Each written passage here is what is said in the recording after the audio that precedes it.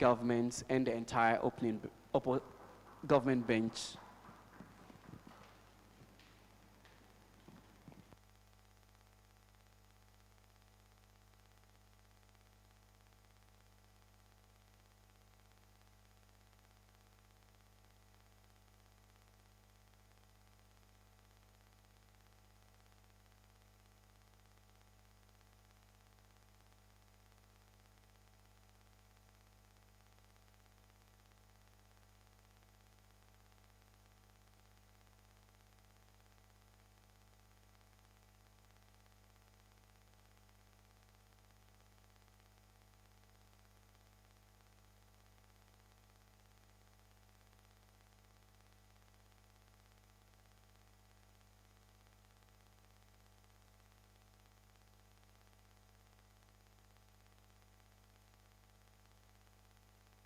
Prime Minister, ready when you are.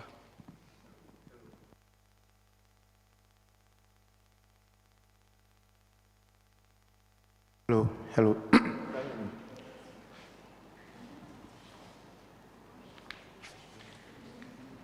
Yeah, I'm being streamed.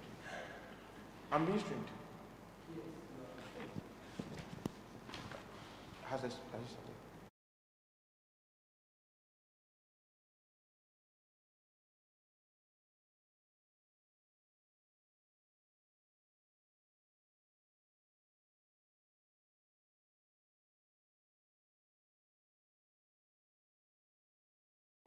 Something, disclaimer.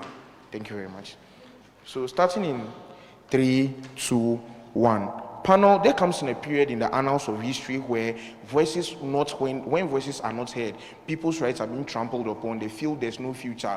When Jakpa is the only way that people feel they can get a good life, it only doesn't become a mere aspiration, but it is imperative on those who can drive for change to stand up, re-echo Obama and say, yes, we can. What is the burdens in today's debate? The comparative for GAP side is the formation of a new political party would engage how it works, will engage what it looks like, why our world is better. The comparative for OP is to defend status quo inherently in the motion. Why? They are the ones that are going to show why youth should not coagulate for forming of a new party, show why the existing status quo is better, and why things will progressively get well for the people. Extensions will bring, one, what does the incentives of this youth look like? Because at the core of the motion, this is a policy debate, which is still an actor debate. So what are the incentives of these people? Because this house as the youth, so that is incentive, but it's this household motion, so we'll also analyze how this will be formed, etc. We'll show you why they win and why they'll be better at governing, and then we'll show you if these people don't get power, what that looks like, and show you why even if we don't win, it's still better.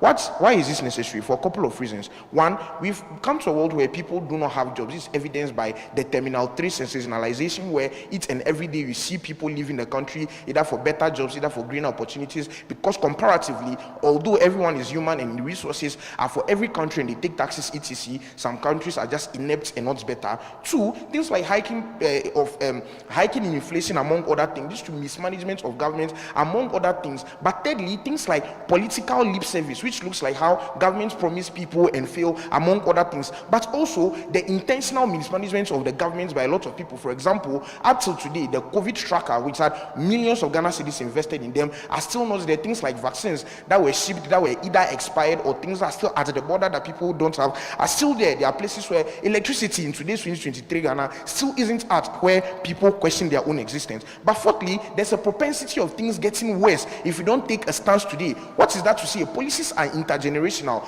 Policies that were made, which look like Ghana going to IMF in sometimes in the past, didn't only change the image of the country, but led to a world where there was long years where people were only employed to certain sectors and certain jobs, which means it only doesn't affect people today, where there are things like loss of life, because in places like Kolebu, where dialysis machines cost like triple the amount of prices they cost, but wages of living and standards of living are not going as high. Places like places where people have to live, railway systems, etc., do not exist. We think those things are intergenerational and still affect people. What is that to say? They might come and give a pushback that, oh, already in the political parties that already exist, youths are there. Why are they not changing things? For three structural reasons. One, because they do not have any sort of bargaining chip on the table, because people who are there are probably rich, probably they say they have experience at the old guard, but two, because of rhetorics that already exist in society, allow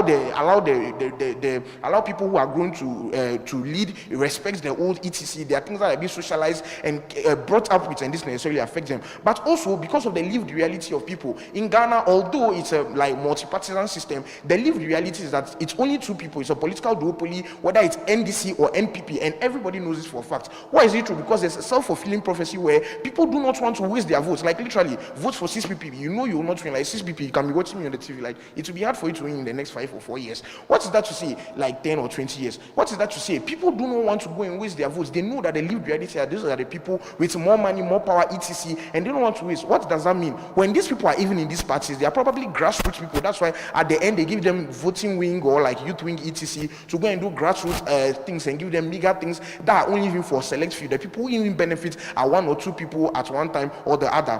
Why do we think that this important?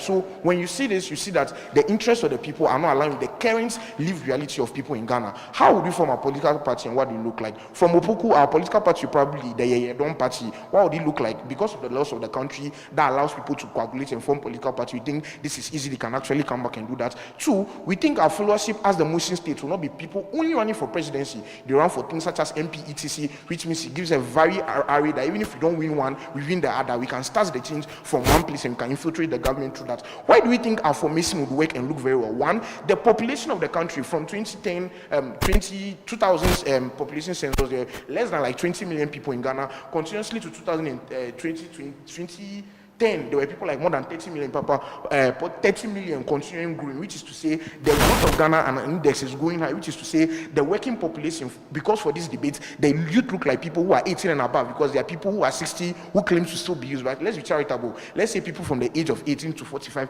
or 50 or 45 at that time are all youth, and we think that for this, these are the people that it looks like, and these are the people that it will contain. What's our political ideology going to look like? It looks like jobs for the people, more money for the people. What is the precedence for this? For example, Peter Obi's Nigerian uprising, how the youth gathered around him on social media and on grassroots, like the Fix the Country uprising where people were there, Occupy Jilobi House, Occupy BOG, etc., among other things. And you can see how in current in the status quo, how the political parties are trying to meander towards these guys and make sure their things are being looked for. Why do we think that it's very important that the youth are the fulcrum of today's debate? For 2 reasons. 1, they are the most concerned people. Realize that the entire country's workforce depends on the people within these ages of 18 to 45, among others. If they are not then being well catered for, it affects everyone. But 2, the dependent part of the population necessarily are like rely on these guys to be their fulcrum from there to exist. For example, people who are below the age of working, people who are above, or depend on this group of people to help them to be better. In as much as we state that the lived reality really affects these guys, because unless they are coming to contest that these problems we all stated are not happening, these are the people it affects the most, because if it affects them, then other people are affected, which means the sphere and the scope of the debate broadens and goes. No POI, continuing then. Why do we think that these people should be down for? Because they have to defend the alternative. In other countries in Ghana, you can see how people are now going towards like more violent forms of expressing their anger, which is to say, for example, you can see how the people can enter violent protests if their needs are not heard. 2, things like looting. And let's be very, very honest, there's a looming coup d'etat issue in the West African belts, because even soldiers contain of youths, and if they're angry enough, this can also happen. We cannot prove the probability, because we can prove the epistemic chance that it can happen, and we think this is a defense against them. Why are we going to be efficient? 4 reasons. 1, we can win. Why? We are the largest people in the economy, the country. 2, because the population index favors us. We can still get money from people through donation, through corporate virtue signaling. How political parties get those power we can get, because we are the people who work in the grassroots. They necessarily have that political experience and experience already. Social media, this is their turf. They would actively work there. Why are governments going to be better and more efficient and do things better? For a number of reasons. Like this is an open field, because there's no hegemony, because they don't know who is coming next. You must be the best in order to do that, because it's less burden on the youth. You don't have like a lot of children or people to feel and pilfer money to give to them on that regard. That's why they don't get that. But why do you think that our world will necessarily, even if we don't win, it is better? The basic reason for political parties is just not to win power. They can also critique people. When the big guys say that their power is being lost, they will try to assimilate policies. And even if we don't win, because they are that fear that they may lose power, may go away, they will necessarily assimilate our policies, that the world becomes better. Proud to propose.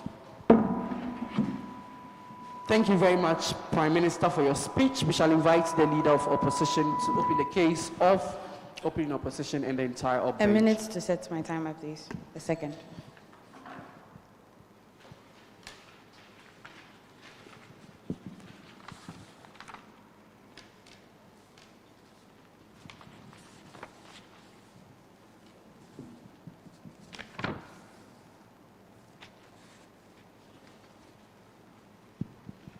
Okay. Just like the Prime Minister said, these speeches do not reflect our personal views. I think that applies to everybody today, right? We are just debating. Okay. Before I begin, right, if you want to ask a POI, and I will take a POI, particularly from CG, please raise your hand. Don't feel the need to interject by saying POI or mentioning my name. I would see all of you from where I'm standing, right? Okay. That being said, I begin my speech in 3, 2, 1. Panel. At a point in time where the state of a nation and its citizens are in jeopardy, particularly because of actions of the older generation, we believe that the youth, the generation that bears the repercussions for these actions, are legitimized to speak up and enact change. However, the method through which change is created and actualized must be sustainable, and if not sustainable, must not be opted in at all, and not just one born out of the heat of the moment. For these reasons, panel, we believe that the youth, we dispute the fact that the youth should coagulate and form another political party to contest in the 2024 elections and beyond, and we'll show you why. So what this debate is not about, right? It's not about whether or not the youth can form the party, whether they'll get the money to form it, or whether or not, right? That's not what it's about. It's about the fact that even if they do coagulate it, right, this is not the thing that is in the best interest of the Ghanaian youth that is so hurt, that is so affected by the current situations of the country, right? Okay, so we need to understand context, right? And what does Ghana look like right now? There's the insanely high cost of living, right? Citizens are unhappy, and particularly the youth are more vocal about this form of unhappiness and discontent because they are not used to this situation, right? Therefore, we see 3 protests and uprisings, i.e. Occupy Julobi House, Occupy BOG, right? Again, the state of Ghana is such that it is purely like bipartisan politics, right? There are other states, there are other political parties, but they do not have a voice. I'll tell you why when the Prime Minister says that people don't want to waste their votes. It's exactly why we as the youth should not go in for this particular form of political party. The incentives of the youth, therefore, which is the actor in today's motion, so the side that wins is the side that creates sustainable change for the youth, right? We want affordable life, and we want to be seen and recognized as a serious voice for the people, right? Why this isn't in the best interest of the youth? So we are going to analyze 2 things. Why it's not in your best interest, whether you win or you lose. And so we'll even engage on a few engagements to Prime Minister, right? So he tells you that even if they lose some seats, so the formation of their political party that will run for MPs, will run for assemblymen, right?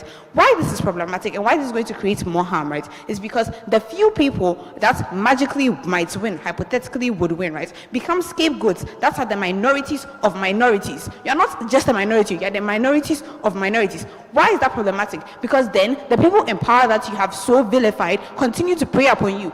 If they do not do that, right, what else could happen? That you might be corrupted, right? What happens if they are corrupted? It means that their members, what happens if they are corrupted? It means that their members then lose, like the youth lose faith in these MPs that, oh, we voted you into power. Now you're sitting on a panel with members from MPP, NDC, and all of a sudden you're corrupt as well. Oh no, this youth governance is not working for us either, right? So that's very problematic. Even if they win like 1 or 2 seats, like that's not useful, right? But why is it bad if they win 1, right? On less experience. The youth, we recognize that we have less experience. Why is this true? Because we have not worked in the system. And 2, even those who have worked in the system, i.e. the SRC presidents, i.e. the people who are the grassroots and help campaign boys, right? They have only learned what leadership means from these people that we say are corrupt and are villains, right? Which means that when they get the same power, it's likely that these examples that we have, the mistakes might be repeated, right? Why is this important? Because panel notes that nations are not only built on day-to-day solutions to problems, right? They are built on deep, entrenched political, governmental, and international ties that have been built and established by the older generation, which means that if you come into power today, you will still need those ties that were formed by MPP, NDC. We will not get that because we vilified them. Why again, right? This is problematic if we win. because there's less incentive of the older generation to help. Right now on social media, what do we see? Know your thieves, know your jewelers, which means that we have vilified them to the extent that we will not be able to have a conversation with them about how the country should develop. Panel, note, we do not think that, okay, they are villains, therefore we have nothing to learn from them. That's even the repercussions of their negative actions. How did you go so bad? These are conversations that we need to be able to have with them, that we cannot have in his world, where we get up and we form another party because we've painted them to be the enemies, right? Why we need their help, I've already told you, we are built not on solutions to just day-to-day problems, but on like strong political, governmental, international ties, right? But even their negative experience, we need to sit down and have discourse on that. Now, why is this bad? Especially if we lose, right? Even in their world where there's assemblymen, MPs, etc. Because one, the youth are no longer legitimate actors. I'll take you my 50 minutes. Youth are no longer legitimate actors to protest. All that change is lost because now uprisings, protests, anything that we stand up to do are seen as antics of just another opposition party. Then it becomes a question of politics and not the real lived reality of Ghanaians. We think that that is not something that we should take. We would lose our right to be a legitimate force. We would only become politics, like they said in their press release, political antics. Then that becomes true, and we do not want to buy into that world. Two, if we lose demotivation of youth, what that means is the disintegration of that force that we have coagulated already, right? CG. Yes, we believe that the point where death is the only option and then you have a better option out of that, then you go and take that option. All right. Death is not the only option. So what do we propose, right? We propose that we maintain the status quo. Why is this important, right? Because the status quo we preach is the status quo that we saw from the beginning of this month, where protests have been happening. Why do we want those protests to be happening? Why do we think that that is our way, that is our power, that is the only way that we can cause sustainable change? Because, i.e., we've protested about roads, all of a sudden they start fixing the roads. We protested about the cost of like renal dialysis, and now there are conversations about how we can better care for our kidneys, how hospitals can subsidize these things, which means that our voices are being heard. We are legitimate actors, right? We protest and they change. For these examples that I've shown you, we can continue to understand that the degree that the Ghanaian youth gain more voices on the streets, right? That is where our power is, not elsewhere, right? We support this. And again, what else do we propose? That we support individuals with experience that might become like third parties. So when he says Peter Obi works in our world where an independent candidate stands up and we support them, right? If we support them, then we do not just give the older generation the right to fiat their intergenerational contracts that they have with us. They do not run away from their duty, right? What we do then is that we continue to hold them accountable. Why it will not devolve into violence is because by and large, we see that our voices are being heard, i.e. the examples I've stated earlier, right? For every couple of things that we protest about, 2-3 things are being taken up as projects, are being solved, are being corrected, which we think that is important. The impact, our voices are heard. We are continued to be seen as legitimized voices, and our collective goals are reached, right? We want change, but we want it to be sustainable. To the extent where your world is going to prove a world where we become scapegoats for them, we think that even if we win or lose, that will be problematic. So proudly vote side O. Thank you very much, Leader of Opposition, for your fine speech. We shall invite the Deputy Prime Minister to end the case of the opening government. Hear, hear.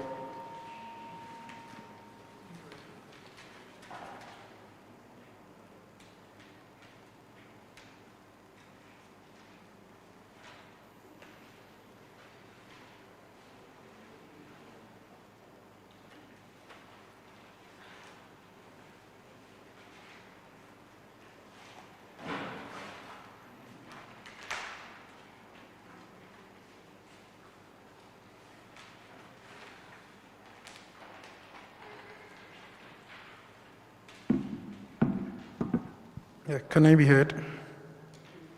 Okay, so starting in 3, we'll be giving a PI. Okay, starting in 3, 2, 1.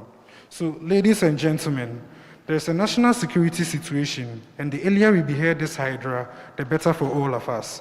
It's the heightened indignation of the teeming youth of this country who believe their nation has neglected them, forsaken them, or forgotten their very existence.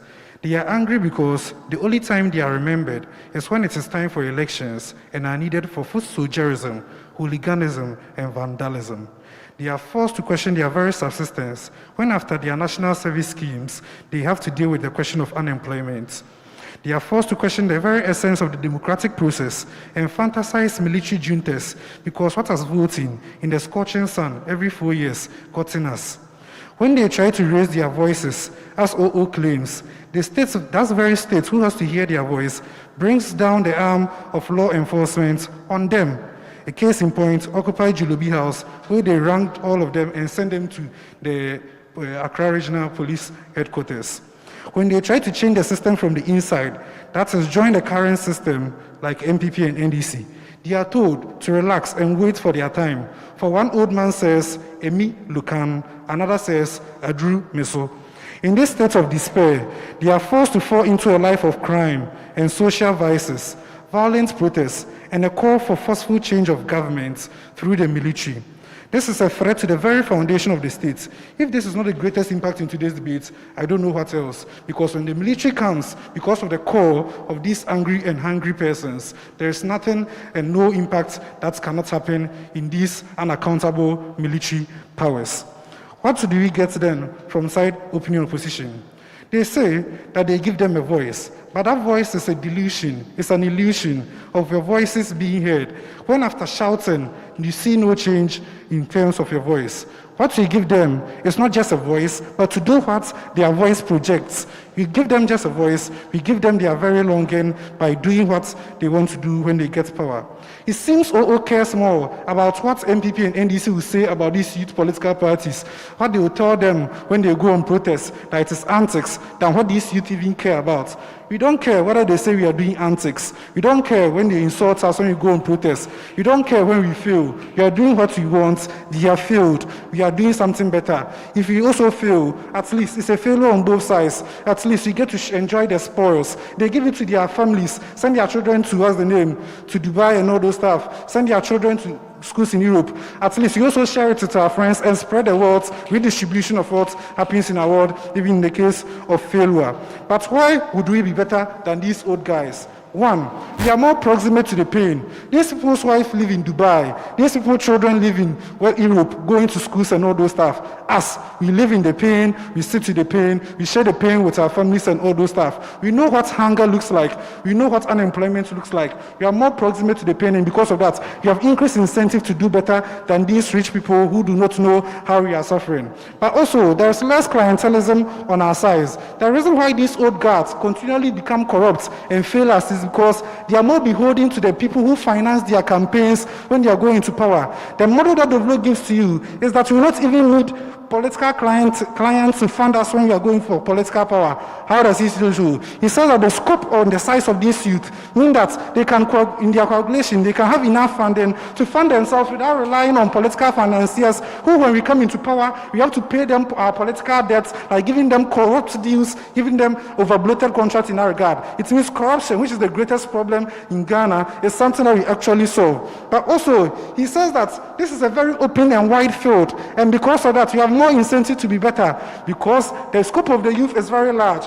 When it comes to the duopoly, the number of people in the MPP who can threaten Bahumia, who can threaten Alan Chamantin, are the two of themselves. So they just need to be better than the other person. However, when it comes to a wide scope like a youth political party, there are a lot of people that are going to challenge you if you fail in that regard. There are lots of people who have the capacity to become the next youth political leader or the next youth parliamentarian for a certain constituency as opposed to your ward. Because of that open field, you have to not just be better than the other Baumia or the other Alan Chamantin. You have to be better than about 20,000 youth who can equally contest for that position within your political party. So you have the incentive to be better. The next thing that he says is that you have less social expectations on us to be corrupt. So for example, the reason why the old guards are corrupt is because they have their churches expecting offering 10,000 Ghana cedis at the offering.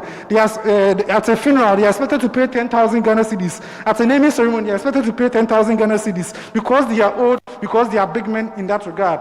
Also, they have to cater for their extended family and all those stuff. For a youth who everybody knows is at 22 years and all those stuff, who is a leader, no one expects them to do what old men are supposed to do in society, and because of they don't have married children and all those stuff. These less social expectations means that they have less incentive to pay for resources in that regard. You may agree that they may also have girlfriends for which they may want to, to fund and send them to Dubai. But in your world, you have to send your girlfriend, your side chick as a politician, old politician, your children, your wife, and also your family members, because you're a big guy and an old man in that regard. Also, the world tells you that they are more progressive, i.e. there are people who are exposed to more better systems. It's 540. Yeah. All right, so we think that in a country where there is really no money for anyone, which is why they need that. Yeah, one, they don't need a lot of money. They just need to go and stamp their hands on the ballot. But the law tells you that their scope means that the coagulative effect of that seeming number of youths means that they don't need a lot of money. Everybody can contribute to one city.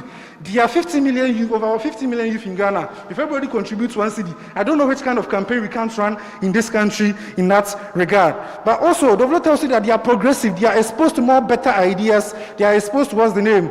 Much more advanced systems and all those stuff, in a world of social media and all those stuff, as opposed to your world in which there are conservative old politicians who want to stick to the old economic textbooks which have failed us over and over again. These people are innovative in that regard. But it tells you of the intergenerational responsibility. When you give them this power, it is not just only a message, it is a signaling effect to them, i.e. you have been given a great responsibility. They say with great power comes great responsibility.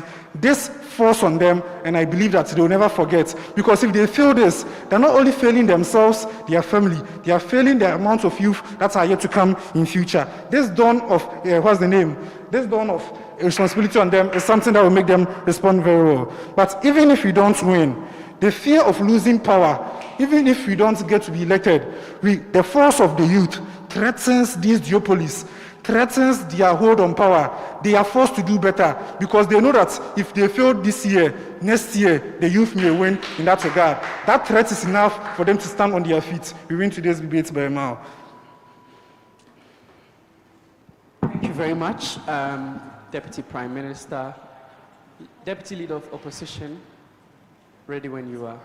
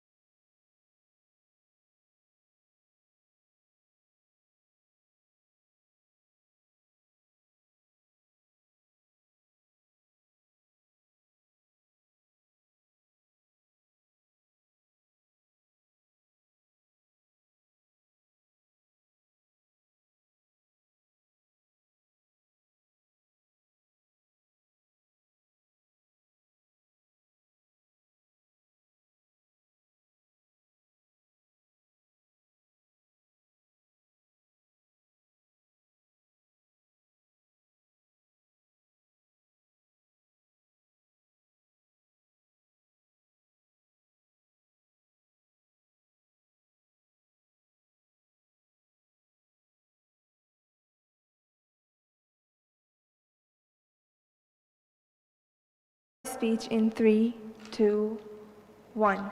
Panel, the main burden that opening government places on us is basically why status quo is better, right? In our world, we give the youth the opportunity to fight for their right and put the burden on government to fix the problems that they have created by themselves and not taking the responsibility of solving the problems that are created by the government, right? Is the responsibility of the government to protect us and not to put these responsibilities on us, basically, right? But then they come to say, oh, violent protests have started and so it's very bad, right? We think that the youth will not be able to express their anger in their world because then they would want to protect the sanctity of their party, and two, they would want to protect the image of their party, right? And if they start doing these violent protests in their world, the youth will then be, this youth party will be criticized, and then the youth will lose, the people will lose the trust in youth that exists, right? Why is this important, right? In our world, world, we give the youth the chance to voice out their problems in whatever they want, way they want, right? But in their world, the youth is not able to express themselves the way they want, right? But then they say that, oh, they are okay with the youth with the youth's protests being seen as antics, right? Panel, understand that this is not just about Ghana, right? It is also about how their image is portrayed internationally, right? The voice is harmed by making the whole thing political, right? This is a human right issue. Basic needs of the people are being taken away, right? This is not a political issue.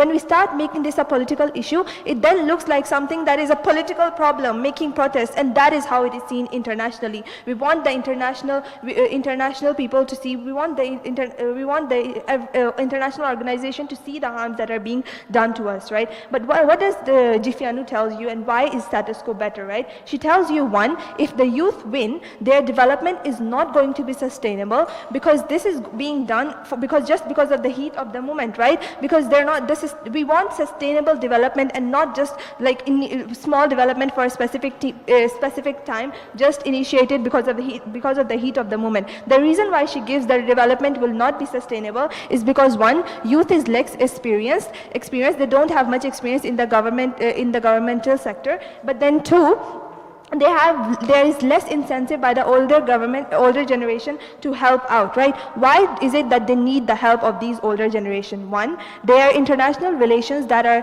only headed by these older generations that exist in political parties, and it's only created by these older people, right? And that necessitates the need of older generation to help out the youth to keep those international relations, and that is why the older people are really, really important, right? But in their world, the older people see these youth as enemies, and they refuse to help them, and they refuse to have them in their political parties as well to help them out, right? That means then the youth does not get any access to experience of holding, I'll take you in my 5th minute, holding up political parties and holding up the government, right? But what happens exactly when if the youth does not win, right? Basically what happens is that if they lose, and okay, let me show you why they will lose. But right, one, they have basically less funds, right? That means we are unlike we're not arguing that they have unlike CO, we are not arguing that they have less funds, so they will not have a political party or something, right? What we are arguing is that when they have a political party, they will not be able to do their campaigns properly. That means they will not have much publicity, and because they don't have money, as everybody agrees in the debate, right? That means that they won't have enough publicity to win, right? But the second reason is that the idea that youth is inexperienced in the society, and then the third thing is the uncertainty among the public about the youth being able to hold the government, and four, the idea that youth are corrupt because of even the SRC presidents of the universities are corrupt. The youth themselves will not be incentivized to vote for the youth party, right? Now, what this does basically is that the loss of mandate by the youth to protest, this is basically a principle, right? Then why will their problems, in this way, their problems will not be addressed, right? Because one, it will just be seen as another party fighting for their power, because then they are less likely to look like protest, but then it will look like a political campaign. What this means is the government is less incentivized to help, because no government would want to enact a policy of another political party, right? That means the impact then is that there is no urgency on the government to make a change. Why? Because they just get away with the burden by saying that we prefer our policies over the policies of this youth party, right? We think our policies are important than the youth party. Now, basically what then happens is that there is eventual disintegration of the party, right? That means that there is not going to be when the party does not have enough buy-ins, right? People are going to prioritize the pressing needs, like finding a way to sustain their families, right? This means that they will have to leave this party to address more pressing issues, an immediate way to earn money to sustain themselves. People leaving the party then causes harms like bad image of the youth in public and less trust and inefficiency, like portrayal of inefficiency in the youth. I'll take it.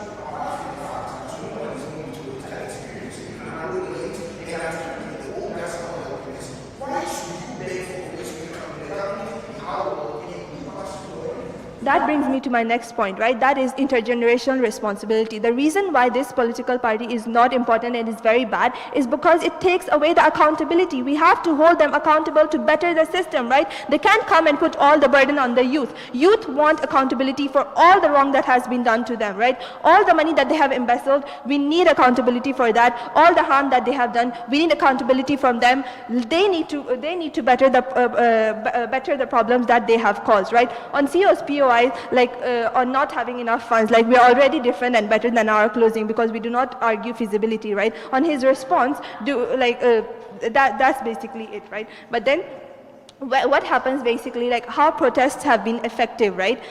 One, there has been organic change. Panel, note this. There has been organic change through protest. But two, government realizes that there is accountability. At least it puts pressure on them that they have to be accountable. But then three, they are incentivized to have change of presidential candidates, right? All of these things exist in political parties. For example, Nanado is not going to be always the president, or is not going to be the presidential candidate always, right? But even if they are not efficient, they still put burden on the government to create change or call them out. In their world, there is no call-out mechanism. There is no burden on the government to create change because then they say youth can sustain themselves. If they want change, they can win the presidential elections and then create change. There is no responsibility on us. We put the burden on the government to create change.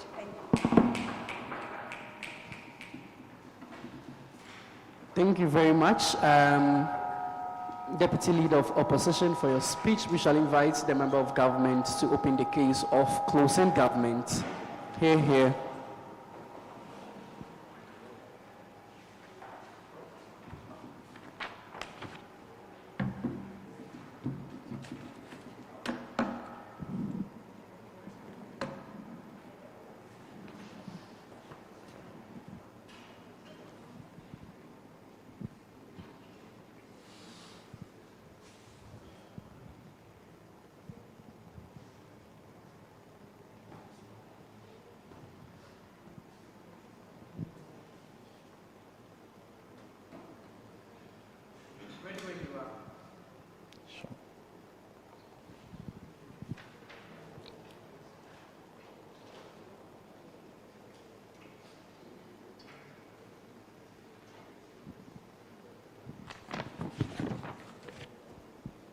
I will start my speech. Is it okay? Is it okay like this? Sure. I'll be starting my speech. Now, the most important actor in today's debate is the Ghanaian youth. What are they, and then what is their position in terms of politics? We believe that, one, the Ghanaian youth have lost trust in successive governments, regardless of what the government is in status quo. How that looks like, what contributed to that in status quo is that the constant poor living standard of this youth throughout successive governments. But in two, government has been worse regardless of whoever they think that will serve their best interest, right?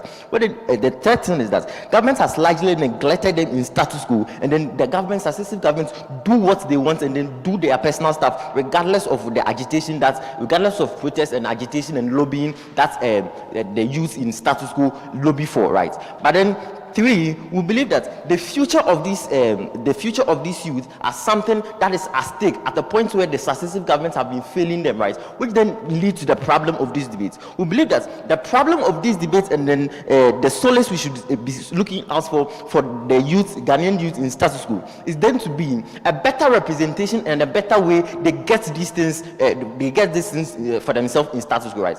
From CO, we don't believe that lobbying, just like what they are proposing, lobbying with these people that have been constantly being corrupt, that has been constantly serving their own interests, is what will work for them. That is what we are doing in status quo, and that has greatly failed. They have no interest in serving as far as right.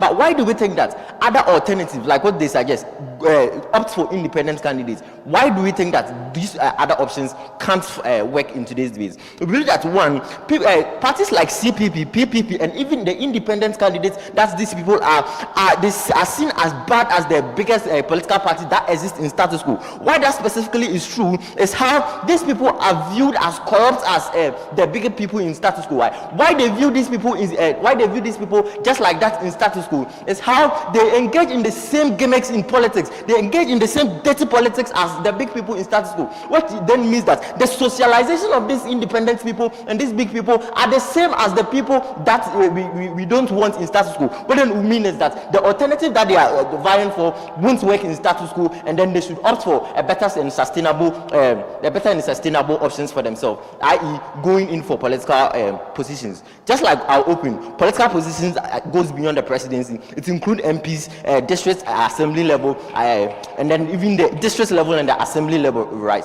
This is how we are different from our open.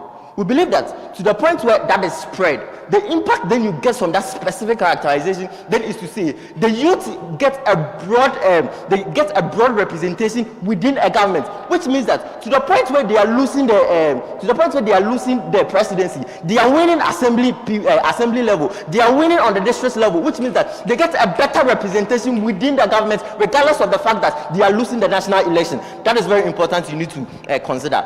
They say, as CG says, don't get funds to run this politics.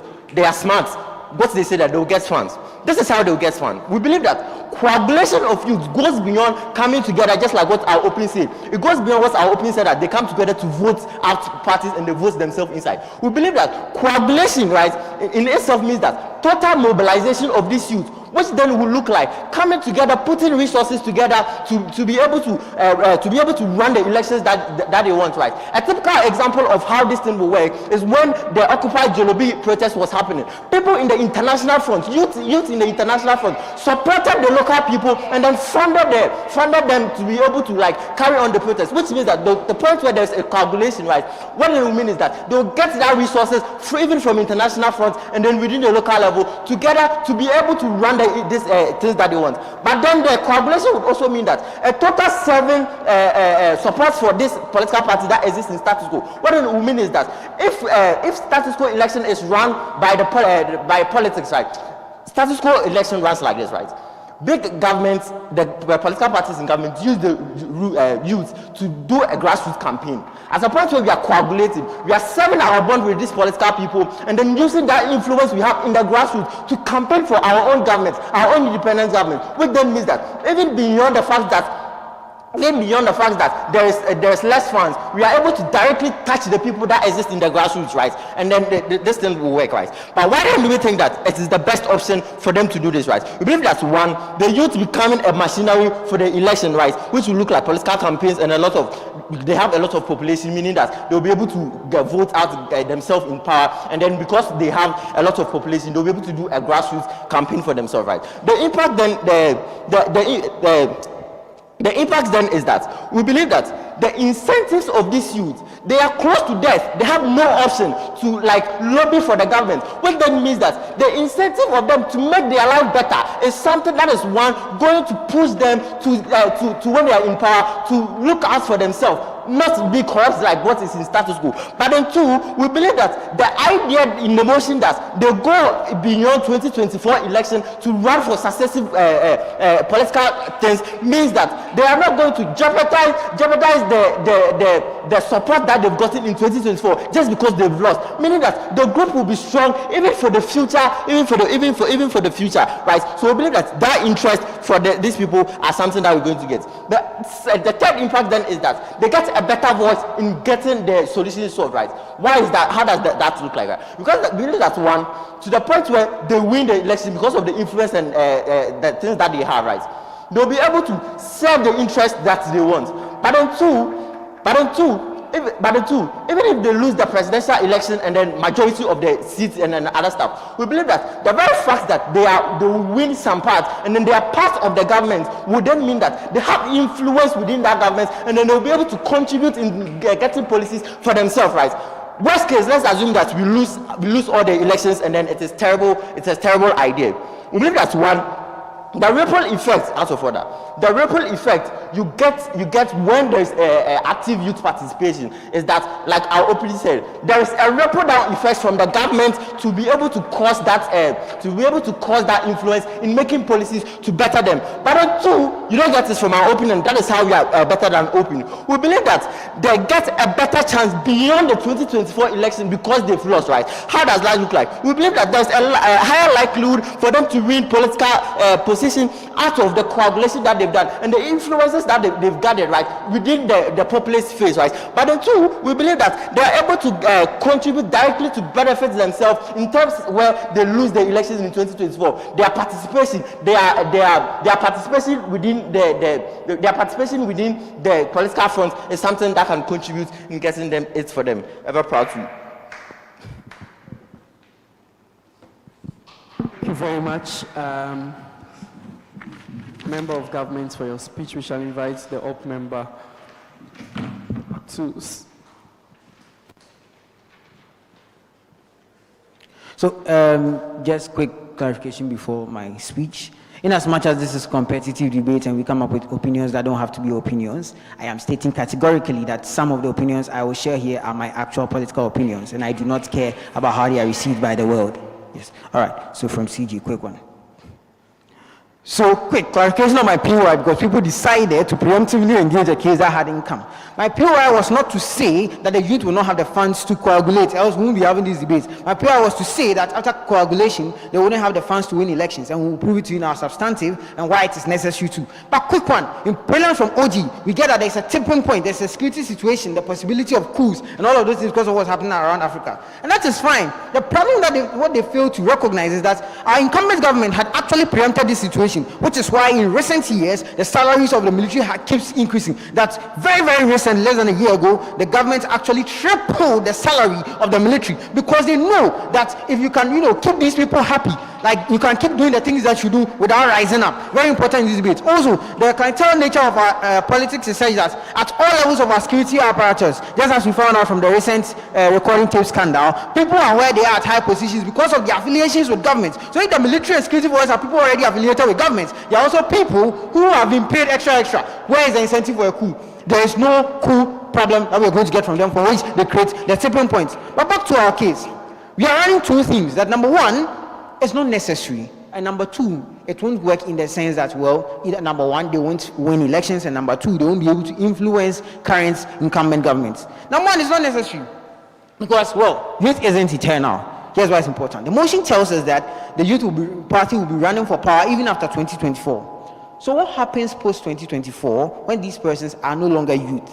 Any benefits that you claim that the youth will give you by virtue of their being youth, we will lose all those benefits the moment they stop being youth. And finally, we get from W2 that the youth he characterized are like 40 and things. So when they tell you things about how, you have to, the corrupt youth will only pay for his side chick. No, 40-year-olds have so many social responsibilities, including their own kids and nephews and nieces and everything.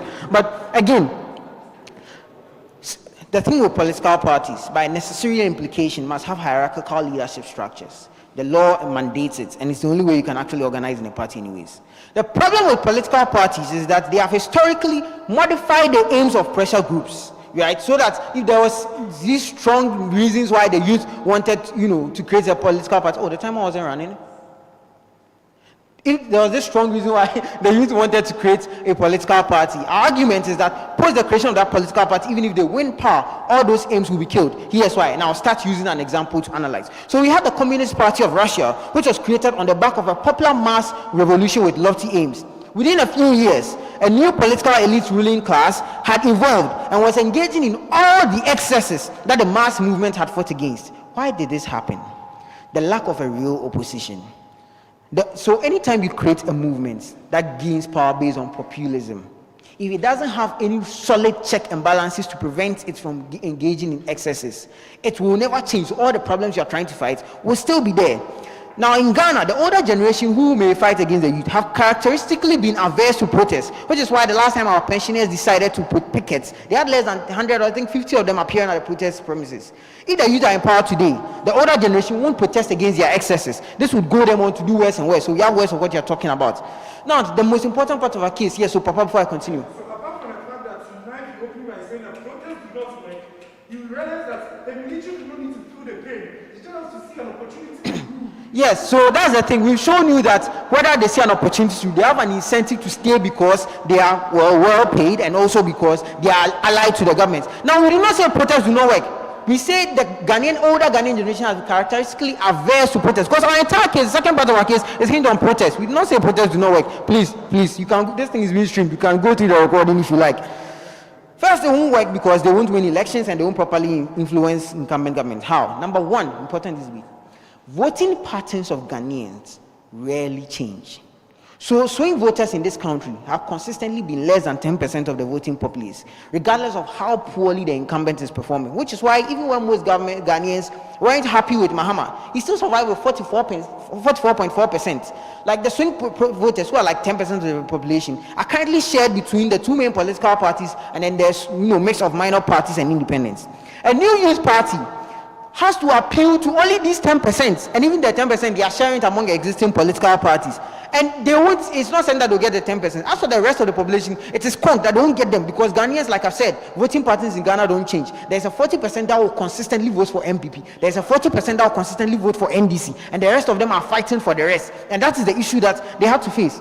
But second, and more importantly, after you are coagulated, remember that this debate is saying 2024, which is just around the corner. There just isn't enough time and money to mobilize to campaign and win the 2024 elections. Here's the issue. Elections are won by money. Campaigns cost money. You need to feed volunteers, print billboards, posters, boost social media messages and all that. The youth in Ghana today just don't have money, which is why all the startups are failing, all new businesses are failing. You can't get, I'll take you soon, you can't get like you people to say, let's come together. Even when we crowdfund, it's for small things, so that Occupy Jilobi, we're able to crowdfund and feed just the protest at that place. But we can't even crowdfund and feel, do the more important things. So then they'll tell you that we go from opening that, oh, well, if all the youth in Ghana pay 1 million, one CD, we get 50 million CDs. Now, I have to get mathematical with this. You cannot win an election in this country with 50 million CDs. Here's why. Because from them, that they'll be running for parliamentary offices, and they'll be running also for presidential elections. There are over 275 constituencies in this country. If you are going to use, if you are to properly campaign in each constituency, you need at least 1 million Ghana cedis in this country. The youth today cannot raise that 275 million Ghana cedis, plus the 50 million that we are using his calculation for. The youth of Ghana today just simply don't have the money to raise close to 300 million Ghana cedis. How do political parties get money? By funding from people who are already moneyed. The moneyed people in Ghana are already linked to the political party, so there is reluctance for them to actually sponsor the youth. Also, the youth party, like I said, they are competing for a small percentage, so there's small chance of them actually, we'll have a few more seconds, there's small chance for them to actually, win. So there's no incentive for them to donate support and closing before time's up. All right, cool. Finally, because the youth don't have political experience. Like, despite all your resources, you need experience for electioneering, right? And the youth don't have the political experience for electioneering. So even if they have all the resources, they cannot do the election. That's why Nanado had to run so many times to get the experience. The youth just don't have the experience. But finally, to our alternative protest, number one, because they are legitimate, they are enshrined in the law. In status quo, in status quo, you select a party and you wait 4 years, right? Until you can get a chance to take them out. With protest, you don't have to wait 4 years. If in 1 year into their regime, you are not happy, you hate the streets, you protest. They work. For the first time in forever, since Occupy Jilobi, we are seeing government agencies issue communiques in response to public questions. We have pushed government into a corner on issues, and they are acting in unprecedented ways. We've never seen that happen before. We have seen an MP going to fix traffic light, get traffic lights fixed. We've never seen that happen in our history. Now, why do they work? Because as openly analyzes to you, that's posturing. Our country gets aid from the West if they posture as democratic. There are some countries that get aid even though they don't posture as democratic. That is fine. The reason why they still get aid is because of their geopolitical influence. Ghana does not have geopolitical influence. There has always been an incentive for Ghanaian government to respond to protests for the simple fact that you have to posture yourself geopolitically in order to get in the aid and all those things that the government needs to work. And also, MPs need to actually do something to show people that they are working. And if everybody is speaking up against them, there's an incentive for them to work. Proudly closing opposition. Thank you very much, Up Member, for your speech. We shall invite Government Whip to end the case of the government branch.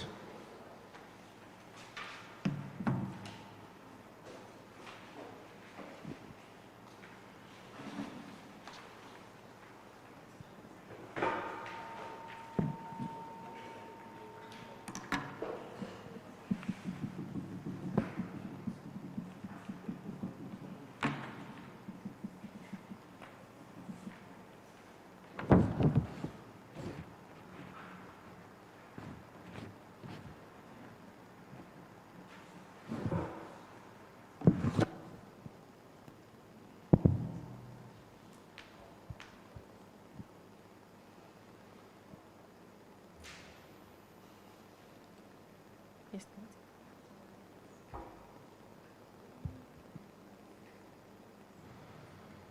Panel, recognize how these people think funds is the only way that political parties are able to win election when they come to tell us that even after whatever that they do, they are not going to get the funds to push on, right? They go on to tell us that these political parties that exist, i.e. MPP, NDC, already have people that buy into their ideologies already and they are not going to pull off. They give you analysis, statistics like 40% for MPP, 40% for NDC, and all sorts of things. Ishmael tells you in his speech that at a point where these youth decide to coagulate, it means that they sever all their ties with the NPP NDC. When the NPP NDC, when the people who support the NPP NDC pull out to support their own party, where do you get your 40 and 30% that you already have from? They also contradict themselves in the speech when they say we don't have funds, but later go and say that we have funds to push on, and after those things we are not going to win the elections. We think that they are hopes to come and do a better thing to make sure that they stay relevant within the debate. What does Ishmael tells you? He tells you that, oh, we believe that they might not win the election in their first attempt, but several times, as the motion says, that beyond, they are going to get the things that they want, i.e. winning presidential elections, winning MP, and all sorts of things, right? What does this prove? This proves that at a point where, as youth, you want to make an impact in your life, there's always a trade-off. The trade-off looks like you are going to lose election, you are going to lose the investment and all sorts of things, but that investment is going to yield you better results in the coming days, because at a point where you lose these elections, you still register yourself in the minds of the people that you are a competent youth, you are a competent party, and they should prioritize whatever interest that you want to serve and vote for you. Even if you don't get MPs in the first attempt, the registration of your political party in the minds of the people will give them a reason to give you a try one day. And the reasons why we think that these people are going to work perfectly well are the reasons why Ishmael gives you. First thing he tells you is why we think that the youth are going to make an impact in the lives of the people. What does he tell you? He tells you that because they've coagulated, it means they've come together to put all their resources together to form these parties. It doesn't look like the old political parties that have alliance with only the people that vote for them. It means that every youth that exists in the country is part of it. So if they are channeling resources to the country, they are not focused on one sector of the country, they are focused on spreading it across the country, because every youth that exists in the country is part of this political party. What does this do? It makes sure that the impact that is bettering structures for these youth is going to reach every single person that exists within the country, because the reason why these youth keep protesting in their world, these youth keep going on riots, is because that they feel that the government is not being a reflection of whatever they told them they are going to do. They talk of accountability in all right. They say that the government is going to be accountable to these people if they keep on protesting. We tell you that that doesn't happen, because the only time that the government becomes accountable to these people is in 2023 ending in 2024, because they want to win election at the end of the day. In our world, we give you better accountability, because everybody who has invested in you has an eye on you to make an impact. At a point where you flop, you have people criticizing your party, and that is not what the youth wants, because they are scared that at a point where they flop and the old government takes up again, they are never going to get the chance, which means that they'll utilize every resources to make sure that everybody that needs to get an impact gets an impact in that regard, right? Why do we think that the youth is still going to make sure that these things happen? I've already told you it's on a coagulation that exists within every other country. But the second thing that Ishmael tells you is that is why I said, that is what I used to start my opening speech, that the only way to win election is not just funds. Even though we are going to get funds in our world from the coagulation, we believe that the strength that these youth use to campaign for these 40%, 30% NPP that they have are going to be channeled to their own political parties. That looks like, instead of we going to the villages to campaign for NPP, campaign for NDC, we are going to channel it into our own political party, which means that the grassroots that we live in, the trenches, the villages, the local communities that we live in, we are going to tell people and keep on preaching to people that we are going to make a better impact, and we will do it for the reasons I've given to you, that they don't want people to criticize them, they don't want to waste the small resources that they've invested in that, and then that is going to yield them better results, right? What is the impact that you get from our world? The impact looks like the country is going to be better in terms of structures, right? We think that in terms of structures, the reasons why the youth are suffering is because structures have been tilted towards a particular sector. That looks like the sector that votes for MPP and the sector that gets massive improvements when the political party exists in power. In our world, the whole youth that exists in the country coagulates, which means that if structures and things are being spread out, it's supposed to reach every everybody that exists within the country. That means that if somebody is in the north, because they are part of the youth, they get their share. If somebody is in the Volta, because they are part of the youth, they also get their share, and that is something that we get in that regard.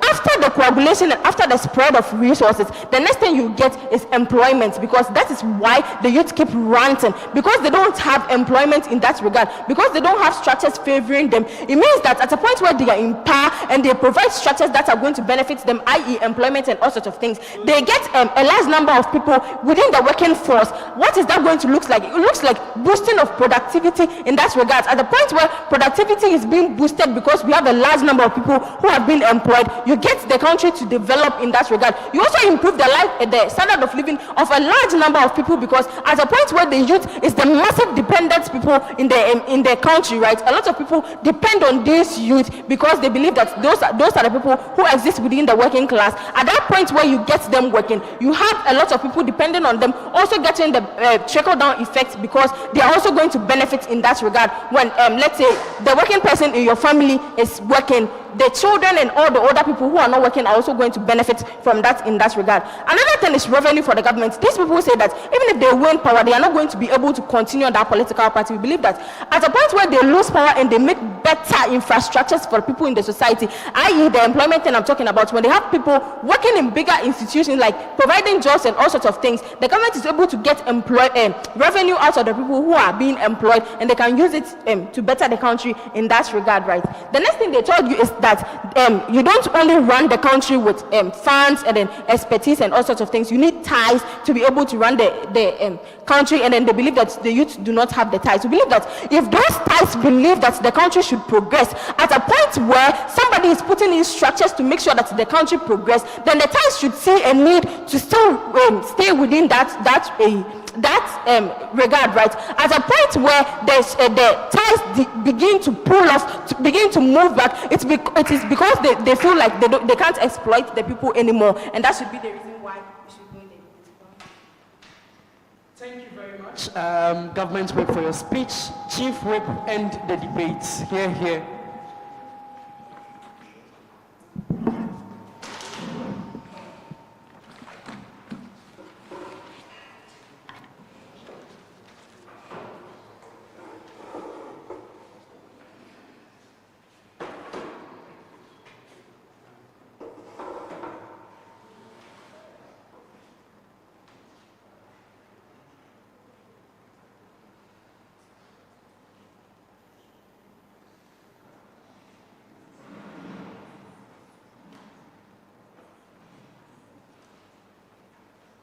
Whip.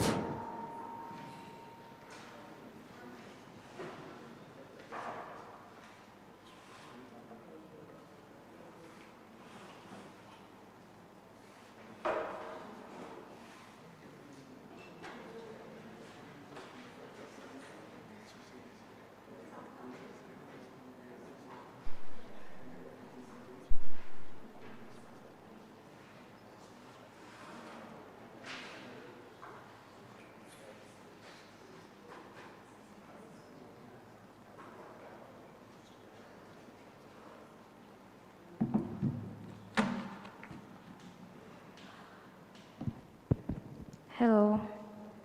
Yeah, please, at any point in time, if I start shouting, please, someone should signal me so I reduce my voice, because you may not hear me, and I tend to shout sometimes. Yeah, so I begin my speech in, if your wife or friends, just wave. If I won't take you, if I'll take you. Yeah. So I begin my speech in 3, 2, 1. Panel, a large assertion that was made in today's debate is, 1, people are altruistic. 2, the youth will get into power. 3, when they get into power, they will help us. So you get from side CG a very repetitive case in today's debate. Firstly, there will be better representation. OG said proximity to power. 2, they said the youth view everyone as corrupt.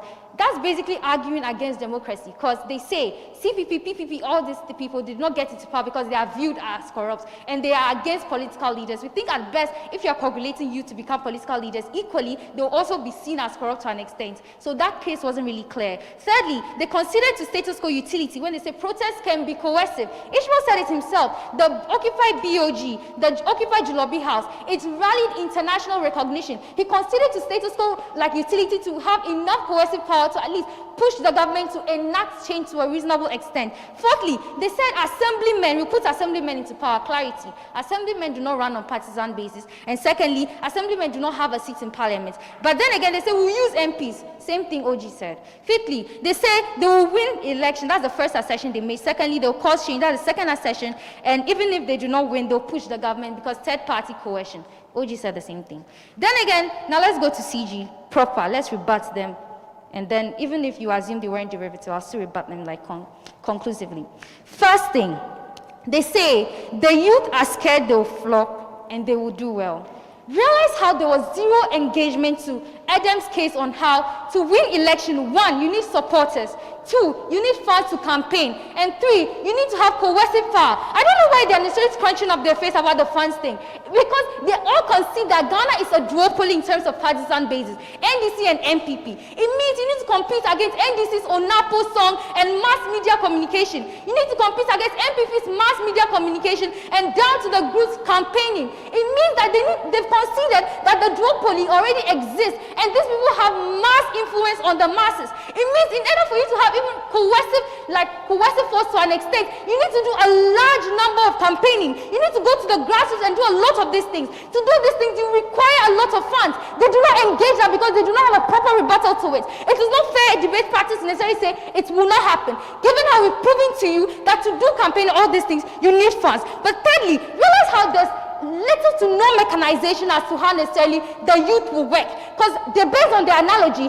A person in Tamale will get the share of the national cake. A person in Voltage will get a share of the national cake. We think it doesn't necessarily work that way, right? Realize how, firstly, even if the youth get into power, already within the parliamentary office, there's a domination of MPP and NDCs. Meaning what happens when you necessarily make a representative of the masses' voices is when there's backlash, the masses also suffer it. How do political parties work? They work on hierarchical basis. It means in a world where we coagulate and we have a leader who's supposed to be our voice, and given how people are not necessarily altruistic, it means this person stands a chance of being corrupt also. But what does it mean when this person necessarily F's us over?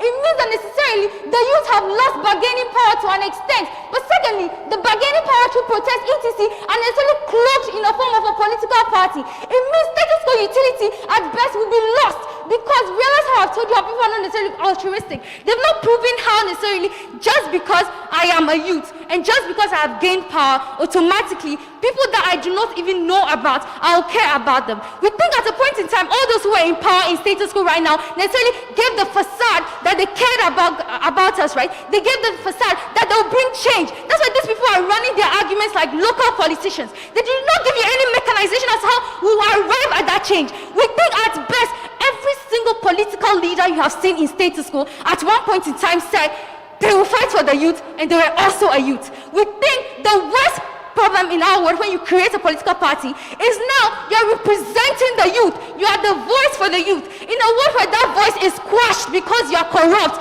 any backlash trickles down to the youth, they lose bargaining power. But panel, then again, realize how in today's debate, the word that necessarily points to you that status quo is the best, or necessarily their word that they're proposing is worse off win today's debate. So now to our argumentation proper. Firstly, on logistical restrictions. We think it is clear that necessarily anyone who will win elections in Ghana primarily, given how NDC and MPP are the most dominant and they necessarily infiltrate every single pool, you need to do a lot of heavy lifting. It means that heavy lifting requires funds. I'll say it again, and it requires supporters.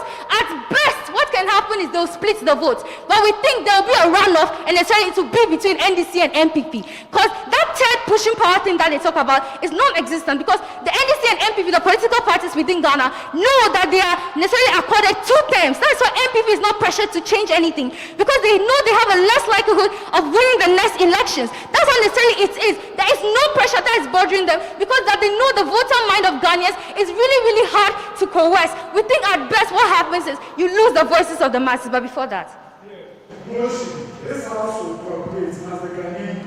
We speak everywhere in MPP, NDC, villages, and cities. Have to go to the course of serving and just vote. You don't need to do that. How is the world better? Okay, so now this is nice. Dovlo, because Dovlo told you that. The reason why the youth within these political parties are not doing it is because the people at the top are influencing them to not do it in the first place. He literally said it. It means that if we buy into that cold clarity that he did, it will not happen. Because in one breath of the PM, he said that the people at the top are influencing them and stopping them from doing it. In another breath, he said they will do it. We think that this debate is fair when we argue that the youth in today's debate can be outside MPP and NDC. They can be objective people, right? But panel, then again, the clashes of today's debate. Firstly, which world gains utility? We think the world that has the higher likelihood of attaining utility is status quo, because the youth at least have a voice. The comparative then becomes, if they have a representative, political parties are hierarchical. It means there needs to be a leader of the political party called the youth political party. So if there's a leader of the youth political party, and this youth political party, other politicians who have a lot of influence and power necessarily influence this person, because human beings are not altruistic, they are suffering and risk averse, to do something in his own benefit.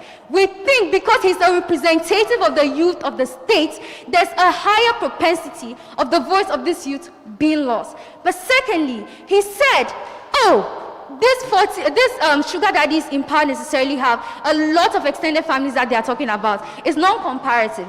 Given the frame Dovlo told you, 18 to 40s, 50s, etc. Like anyone at all can have a wife and sugar daddies. We do not think it's limited to age. But then again, youth are more susceptible to societal pressures. It means they will be more likely to be exhibitionists. They would want to amass more power. We think the world we have now is best because at least we have a chance to lobby. Proud to oppose. Speakers, 15 minutes. We'll deliberate and you'll be invited very soon.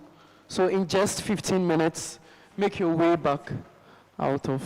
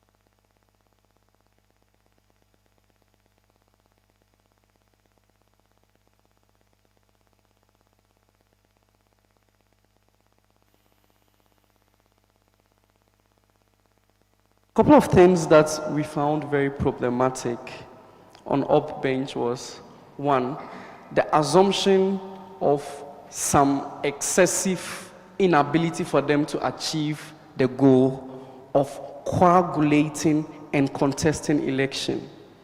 So for things like money, support, mobilization, these people, even though have to some extent a fiat on feasibility that, oh, young people would agree that we are all suffering, but then young people have older people who believe in them and can sponsor them.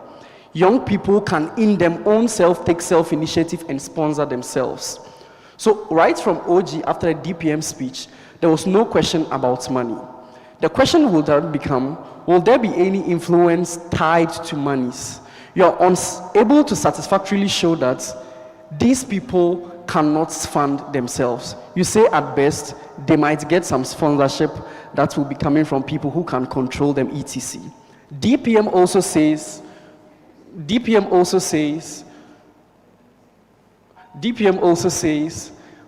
if the problem of chief whip is that, oh, some very rogue person can control the youth leader in that group, he says it is a competition amongst thousands of young people. We can always choose amongst them. Your world is different when it is just about staying within the same options of the same Alan Chematin, John Mahama, and Baumia for the next 10 years. That alternative is better, and we still are able to get that. But a couple of things that makes governments win the debate. One, they're able to show you what the frame of the new political party will be like. First, and very important amongst ideologies that take everything that you say out, is it is going to be based on not Dombo Hwine tradition of MPP and then some weird ideologies that were politically rooted, but more like jobs for the boys, cash in the system, meaning a more progressive tuning of mindset. So your points of, oh, it will also then look like just any other ordinary political party are washed. Ideology is intact. It is not tainted with some grandfather died, that kind of thing is erased. So perception on that party is not as bad as you exaggerate. Your alternatives. You say, okay, these people want a couple of things. Jifianu says, oh, you can wait and vote for NDC or MPP, or they can continue to protest. Holding them accountable to elections looks like voting for NDC or MPP. You can say, then you say they can wait and protest. At best, on who gives them something more than just a mere voice is these guys. Because these guys say, you don't just give them a voice, everybody can have a voice, we already have a freedom to speak. So you don't need a special protest to even say that I am against this particular governmental policy. You always have that choice to always speak. Why is that special?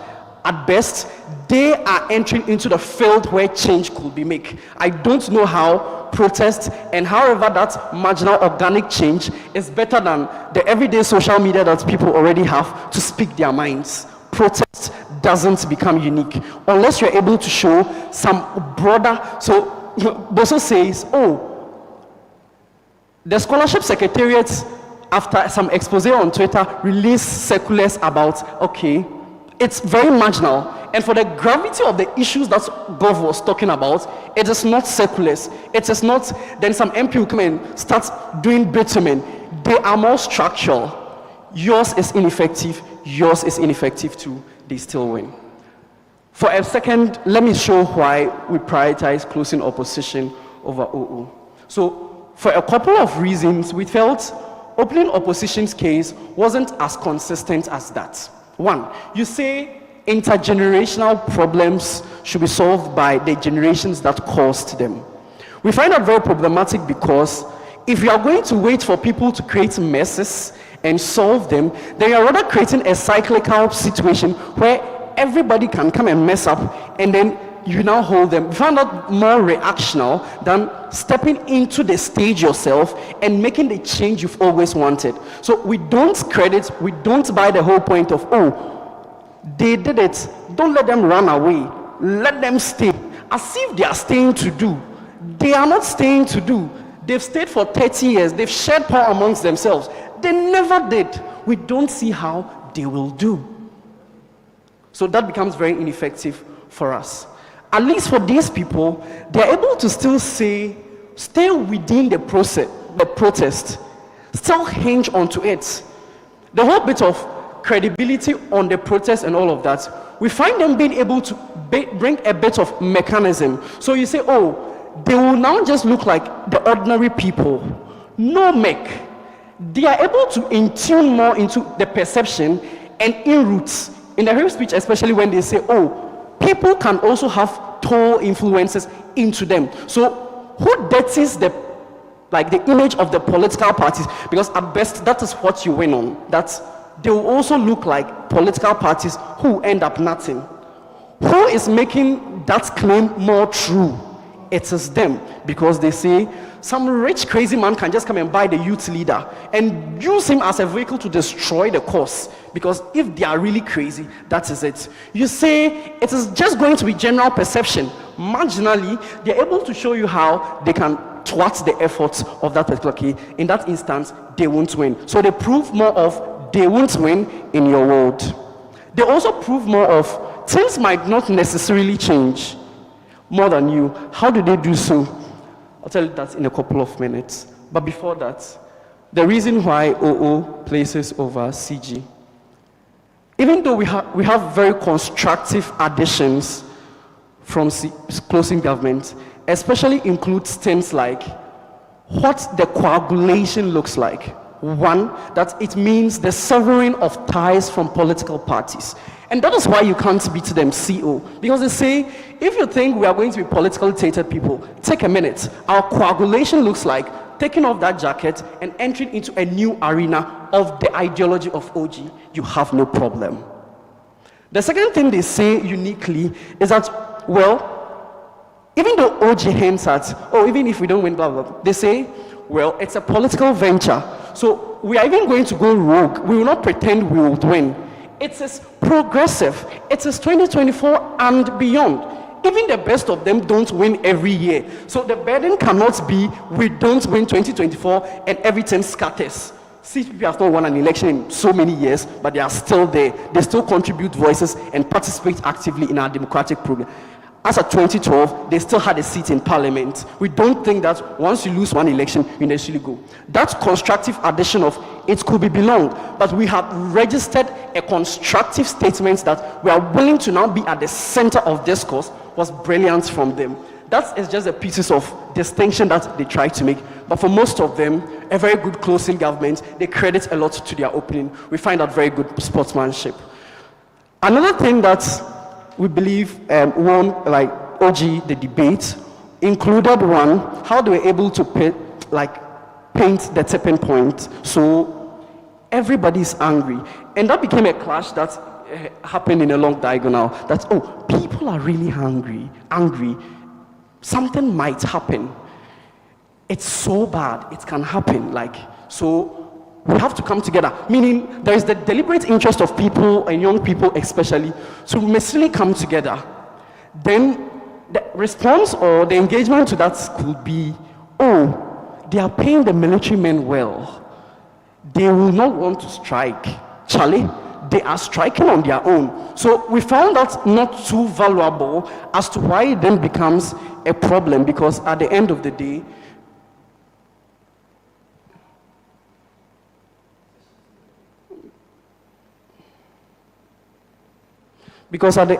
more they are more. At the end of the day,